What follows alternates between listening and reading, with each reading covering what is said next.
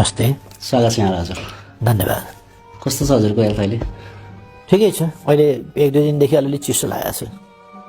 ए गर्मीमा पनि चिसो लाग्यो हजुर? मौसम अलिक त्यस्तै थियो।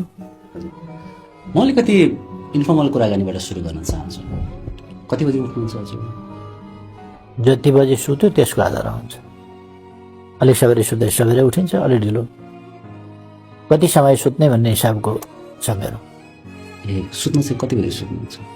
1 बजी, 2 बजी, 12 बजी छिटोमा। के गरेर बस्नुहुन्छ हजुर त्यति? पढ्ने समय त चाहियो फेरि।